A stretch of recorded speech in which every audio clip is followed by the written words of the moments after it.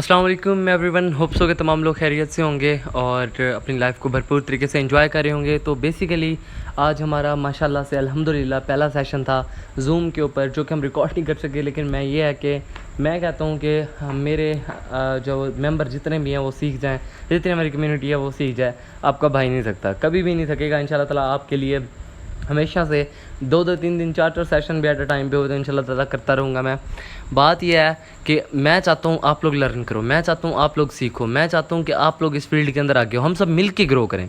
मैं ये नहीं चाहता कि अकेला मैं ग्रो करूँ, या अकेला कोई बंदा ग्रो कर ही नहीं सकता, ठीक है। बात यह है कि मैं चाहता हूँ हम सब लोग मिल के ग्रो करें, ठीक है। हमारी एक मार्को ट्रेडर्स एक एकेडमी एक नाम हो, ठीक है। और सारा एक माइंडसेट जितना भी हो एक ही चीज़ के ऊपर वर्क कर रहा होगा, तो हम सब लोग जब मिलकर काम कर रहे होंगे तो इंशाल्लाह ताला हम भी ग्रो करेंगे, हमारे अकाउंट्स भी ग्रो करेंगे डेफिनेटली। मैंने जो बताया था कि हमारी एकेडमी का जो बेसिक मकसद है पायनियर्स पैदा करना है, ऐसे लोग पैदा करना है, ऐसे लीडर पैदा करना है जो कल को हमारी एकेडमी के साथ मिलकर, ठीक है, ट्रेनिंग भी दे रहे हो, अर्निंग भी कर रहे हो। और ऐसे ऐसे लोग पैदा करने हैं जो आजकल नहीं कमा रहे, तो डेली बेस के ऊपर कम से कम अपना 30-40 डॉलर कमा सकें और अपने छोटे अकाउंट्स को बड़े अकाउंट्स के अंदर कन्वर्ट कर सकें। तो आगे चलते हैं और हम आज करने जा रहे हैं introduction to financial market. Financial market का इंट्रोडक्शन करने जा रहे हैं। बेसिकली फाइनेंशियल मार्केट है क्या, फॉरेक्स के अबाउट हम जानने जा रहे हैं। तो हम इस बेसिक कोर्स के अंदर क्या क्या पढ़ेंगे, हम पढ़ेंगे introduction of financial markets and career prospects, online trading platform and its feature, financial product price charts and order types. आज हमारी फर्स्ट क्लास है, तो मैं कंग्रेचुलेशंस मुबारकबाद देना चाहूँगा तमाम लोगों को, तमाम मेंबर्स को, जिनकी बदौलत ये सब पॉसिबल हुआ कि आज हम ये क्लास जो मैं आप लोगों को डिलीवर करने जा रहा हूँ। बेसिकली बात यह है, ठीक है, कि मेरे अकेले का ये काम नहीं था, ये अल्लाह पाक की ज़ात की तरफ से, ठीक है, और आप सबकी दुआओं की तरफ से, वालिदैन की दुआओं की तरफ से ये चीज़ पॉसिबल हुई कि आज हम एक 50 की कम्युनिटी का एक फ़र्स्ट बैच जो हमने स्टार्ट किया, जो एडवांस प्रो तक चलेगा, वो हम करने जा रहे हैं। जिसके इंशाल्लाह ताला सिग्नल ग्रुप, ट्रेडिंग ग्रुप और आगे 1-2 और भी इंशाल्लाह ताला ट्रेडिंग रूम्स हैं जो हम इंशाल्लाह ताला बनाने जा रहे हैं। तो सब के सब लोग को चांस मिलेगा कि उनके अंदर पार्टिसिपेट करें, भरपूर तरीके से पार्टिसिपेट करें। तो हम आगे चलते हैं। What is forex? Foreign exchange. Foreign exchange basically है क्या? फॉरेक्स, ठीक है, एक ड्राइव वर्ड है फॉरेन एक्सचेंज से।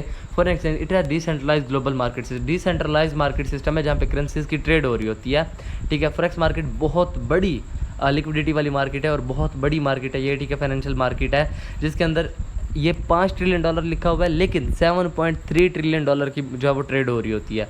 और पूरी दुनिया के स्टॉक्स इसका मुकाबला नहीं कर सकती। आप पाकिस्तान की बात करें तो $22 अरब हमारे टोटल, जैसे कहते हैं, ख़जाने के अंदर पड़ा होता है। और फॉरेक्स अकेली $7.3 ट्रिलियन की मार्केट है। $7.3 ट्रिलियन एक दिन के अंदर इस मार्केट के अंदर ट्रेड हो रहा होता है। मतलब इतनी इन्वेस्टमेंट इस मार्केट के अंदर होती है कि $7.3 ट्रिलियन एक दिन के अंदर ट्रेड हो रहा होता है। आगे हम चलते हैं इंटरबैंक मार्केट। इंटरबैंक मार्केट की हम बात करते हैं। इंटरबैंक मार्केट बेसिकली क्या है? जब भी हमने कोई चीज़ बाय करनी होती थी, लाइक पाकिस्तान से हमने कोई चीज़ दुबई से बाय करनी है या यूके से नहीं यूएसए से बाय करनी है, सिंपल मिसाल ले लेते हैं। हर किसी को पता है कि यूके की करेंसी जो है वो जीबीपी है और यूएसए करेंसी जो है वो क्या कहते हैं कि यूएस डॉलर है, यूएसडी है। तो बेसिकली उन्हें जीबीपी को क्या करना होता है, एक्सचेंज करना होता है यूएस डॉलर में, ठीक है। और ये किसके थ्रू हो रहा होता है? बैंक्स के थ्रू। इसको कहते हैं इंटरबैंक मार्केट। 90s में क्या होता था इंटरबैंक मार्केट में? ये जो बिज़नेस है, ये जो कारोबार है, ठीक है, ये हो रहा होता था। और इसको हालांकि आज भी ये चीज़ बहुत टॉप के ऊपर है, ये फॉरेन एक्सचेंज जो है इस तरह की इंटरबैंक मार्केट में बहुत टॉप के ऊपर है। लेकिन बात यह है कि इसमें बहुत बड़ी बड़ी इन्वेस्टमेंट चाहिए थी, बहुत बड़ी बड़ी इन्वेस्टमेंट चाहिए थी। हर बंदा, एक रिटेल ट्रेडर जिसको कम अमाउंट है, कभी भी वो इस मार्केट के अंदर नहीं जा सकता थ्रू इंटरबैंक। सो online retail foreign exchange start हुआ फॉरेक्स मार्केट। अगर हम बात करें कमोडिटी की, ठीक है, फ्यूचर मॉडर्नाइजेशन एक्ट पास हुआ 15 दिसंबर, ठीक है, और 2000 में कांग्रेस ने यूएसए में पास करवाया। तो जाहिर सी बात है उसके बाद क्या हुआ कि ऑनलाइन फॉरेक्स ब्रोकर्स आना स्टार्ट हो गए, जो मार्केट तक रसाई देना स्टार्ट हो गया है, ठीक है। और उसके बाद अगर आपके पास थोड़ी अमाउंट है, कंप्यूटर है, इंटरनेट वगैरह है, तो आप बैठ के आराम से ट्रेड कर सकते हो। फॉरेक्स के अंदर आप अच्छा पैसा बना सकते हो और दिनों के अंदर एक छोटे से जैसे कहते हैं रिटेल ट्रेडर बन सकते हैं। अब अच्छा, रिटेल ट्रेडर के पास एक छोटे से अमाउंट हो तो फिर क्या कर सकता है, अकाउंट ओपन कर सकता है अपना, ठीक है। और उसके बाद ब्रोकर, किसी भी ब्रोकर के साथ, और मार्केट के अंदर बैठ के ट्रेड कर सकता है, ठीक है। तो ब्रोकर क्या होता है, एक ट्रेडर के दरमियान और इंटरबैंक मार्केट के दरमियान मौजूद होता है, लेवरेज प्रोवाइड करता है, ठीक है, आपको। और ये मैं आपको ब्रोकर की ना सिंपल मिसाल दे देता हूँ। ब्रोकर बेसिकली होता क्या है, एक आड़ती होता है। मैंने अभी सेशन में भी एक एग्जांपल दी थी। आड़ती होता है, ठीक है, आड़ती होता है, और ये जैसे मार्केट के अंदर आड़ती बैठा होता है ना, तो हमें गवर्नमेंट तक डायरेक्ट रसाई नहीं होती। मैं आपको सिंपल मिसाल दे रहा हूँ, हम गंदम ले जाते हैं या चावल ले जाते हैं, वो हमें बेच के देता है, अपना भी कमीशन कमाता है, हमें कमा के देता है। तो ब्रोकर भी बेसिकली फॉरेक्स मार्केट में आड़ती होते हैं, ठीक है। इंटर बैंक्स के थ्रू तो हम इंटर हो नहीं सकते, तो ये थर्ड पार्टी के थ्रू हम इंटर होते हैं। ये जो लाइसेंस ब्रोकर्स होते हैं, ठीक है, इनको लाइसेंस होते हैं, और अपनी कंट्री से ये इन्होंने लाइसेंस हासिल किए होते हैं। अपनी कंट्री के जो बड़ा बैंक होता है उसमें से, जो इनका सेंट्रल बैंक होता है उसमें से इन्होंने लाइसेंस हासिल किए होते हैं, और बड़ी अमाउंट के अंदर अपना पैसा रखा होता है उन बैंक्स के बाद, जिसके बाद इनको लाइसेंस मिलता है और ये मार्केट के अंदर काम कर रहे होते हैं। उसके बाद हम बात करते हैं मेजर करेंसीज़ की। तो मेजर करेंसीज़ की अगर हम बात करें तो 8 मेजर करेंसीज़ हैं। USD है, यूरो है, ठीक है, GBP है, JPY है, स्विस फ्रैंक है, ऑस्ट्रेलियन डॉलर है, न्यूजीलैंड डॉलर, कैनेडियन डॉलर।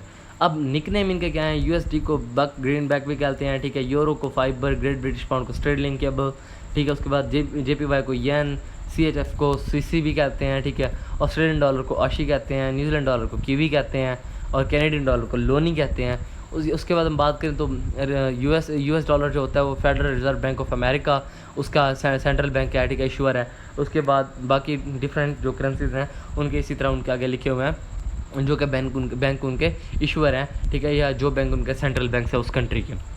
अब हम बात करते हैं ट्रेडिंग इन पेयर्स की।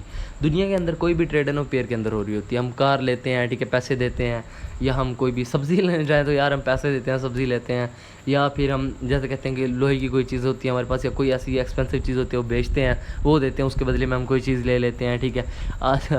आजकल आपने सुना होगा सूखियाँ रोटियाँ तो पतीसा, ठीक है, सॉरी मैं जो है एग्जांपल दे रहा हूँ, ठीक है। लोग सूखियाँ रोटियाँ बेच के पतीसा लेते हैं। वो क्या होता है कि पेयर के अंदर जो ट्रेडिंग हो रही होती है, तो जो वो दुनिया की कोई चीज़ है वो पेयर के अंदर ट्रेड हो रही है, ठीक है। अगर हम बात करें तो इसी तरह मेजर करेंसी पेयर 7 हैं। यूरो USD है, GBP USD है, USD JPY है, और USD, उसके बाद CHF है, ऑस्ट्रेलियन डॉलर USD है, New Zealand dollar USD CAD Canadian dollar है, ठीक है। अगर रियल लाइफ में हम देखें तो हम कोई चीज़ सेल करते हैं जब वो हमारे पास होती है, लेकिन फॉरेक्स में बिल्कुल ऐसा नहीं होता, ठीक है। फॉरेक्स में आप शॉर्ट सेलिंग कर सकते हैं, आपके पास कोई चीज़ नहीं भी है तो भी आप सेल कर सकते हैं। इसको मैं एक्सप्लेन करता हूँ। यार जब आप कार लेते हो, आपके पास कार है, ठीक है, आप उसको सेल करोगे ना, अगला बाय कर रहा है ना आपसे, आप उसको सेल कर रहे हो, आप उसके बदले में पैसे ले रहे हो, पैसे दे रहे हो, कार बाय कर रहे हो, कार सेल कर रहे हो, पैसे दे रहे हो, पैसे ले रहे हो, ठीक है। सेलिंग बाइंग आपकी हो रही है, ठीक है, आप पैसे दे रहे हो और जो है वो क्या कहते हैं कोई चीज़ ले रहे हो, कोई चीज़ दे रहे हो, पैसे ले रहे हो। तो फॉरेक्स के अंदर भी डेफिनेटली ऐसे आप एक चीज़ सेल कर रहे हो तो दूसरी बाय कर रहे हो। तो बेसिकली हम बात करते हैं पिप की। उससे पहले हम देख लेते हैं बेस करेंसी, टर्म करेंसी को। तो जब पेयर में होते हैं ना, दो करेंसीज होती हैं, जैसे यूरो USD है, तो इसमें एक टर्म करेंसी होती है, एक बेस करेंसी होती है। अब टर्म करेंसी कौन सी होती है? टर्म करेंसी होती है दूसरी करेंसी, बेस करेंसी होती है पहली करेंसी। अब यहाँ पे यूरो बेस करेंसी और टर्म करेंसी कौन सी है? USD है। इस तरह हम पिप की बात कर लेते हैं। पिप के अंदर बेसिकली क्या होता है, पिप जो है 4 डेसिमल होता है, और जो एक्सचेंज मतलब कि in most currency pairs 4 decimal point of exchange rate is called pip. Pip की अगर हम बात कर लेना, ठीक है, JPY मतलब येन पेयर के अंदर, JPY पेयर के अंदर जो सेकंड डेसिमल पॉइंट होता है वो क्या होता है? पिप होता है। लेकिन 4 डेसिमल पॉइंट जो होता है इशारे के बाद चौथा, ठीक है, वो क्या होता है? बेसिकली पिप होता है। लेकिन अगर हम बात करें गोल्ड की, गोल्ड के अंदर क्या होता है? अगर गोल्ड फ़र्ज़ किया 1794-95 पे ट्रेड हो रहा है, ठीक है, हम 1794 से बाय करते हैं और 1795 पे चला गया, तो इसका मतलब है गोल्ड ने अगर $1 मूवमेंट किया तो गोल्ड ने क्या किया है? 10 पिप मूव किया, ठीक है। अब मैं आपको बताता हूँ, गोल्ड जो डॉलर जो होता है ना उसकी इकाई होती है, ठीक है, इकाई। जैसे गोल्ड डॉलर के बाद आता है सेंट, सेंट के बाद क्या आता है? पिप आता है। इस तरह हम आगे चलते हैं, स्प्रेड और लेवरेज और मार्जिन्स की बात करते हैं। स्प्रेड की अगर हम बात करें, स्प्रेड क्या है? बेसिकली ये जैसे हम मार्केट के अंदर जाते हैं ना मोबाइल ख़रीदने के लिए, हम ख़रीदते हैं डब्बा वगैरह, उसको ओपन करते हैं और 20,000 का हम लेते हैं, हम वही चीज़ से हम सेल करते हैं। जब वही हम सेम चीज़ सेल करते हैं तो क्या होता है बेसिकली कि वही चीज़ हमसे दुकानदार 500,000 कम रेट के ऊपर लेता है। तो ये इसी तरह बिड और आस्क प्राइस होती है, ठीक है। तो जब भी हम मार्केट के अंदर इंटर होते हैं तो ये दो प्राइसेस होती हैं। अगर हम फ़ौरन हमने कोई ट्रेड लिया और फ़ौरन ही क्लोज़ कर दिया तो हमारी डेफिनेटली वो तो कुदरती बात है कि हमारी प्रॉफिट में चली गई है, लेकिन क्या होता है वो जो अंदर की अमाउंट कटती है वो पहले जो हम लेते हैं वो बिड प्राइस होती है, ब्रोकर जुगाड़ लेता है, ठीक है, वो फिर उसके बाद वो स्प्रेड काटता है, उसके बाद क्या जो प्राइस होती है वो क्या होती है? आस्क प्राइस होती है, ठीक है। तो डेफिनेटली क्या होता है, सॉरी, आस्क ऑफर होती है और बिड जो वो क्या कहते हैं कि हमें प्राइस मिलती है। उसके बाद हम क्या कहते हैं कि कमीशन। अच्छा, कई ब्रोकर हैं जो अभी तक कमीशन के ऊपर काम कर रहे हैं। बड़े बड़े प्रोफेशनल ट्रेडर जितने होते हैं जिन्होंने स्टैंडर्ड लॉस ट्रेड करनी होती है वो क्या करते हैं? कमीशन वाले ट्रेडर ढूंढते हैं, ठीक है। लेकिन छोटे जो हमारे रिटेल ट्रेडर्स होते हैं वो क्या करते हैं? शॉर्ट लॉट साइजेस यूज़ करते हैं, ठीक है। तो वो क्या करते हैं, वो बेसिकली स्प्रेड उनका होता है, चंद सेंट्स ब्रोकर जो हर ट्रेड के काट लेता है। लेवरेज की अगर हम बात करें, लेवरेज एक कर्ज ऐसा समझें ब्रोकर की तरफ से दिया जाता है। इंटर बैंक में मैंने क्या कहा था, आप बड़ी इक्विटी के साथ इंटर हो सकते हैं, लेकिन शॉर्ट इक्विटी के साथ, छोटी इक्विटी के साथ इंटर नहीं हो सकते। लेकिन लेवरेज आपको एक ब्रोकर है, आपको लेवरेज प्रोवाइड कर रहा है, कर्ज प्रोवाइड कर रहा है, ताकि आप छोटे, आपके पास $10 भी पड़े हैं ना, ठीक है, $5 भी पड़े हैं, तब भी आप जाओ और फॉरेक्स मार्केट के अंदर इंटर होकर प्रॉफिट बनाओ, ठीक है।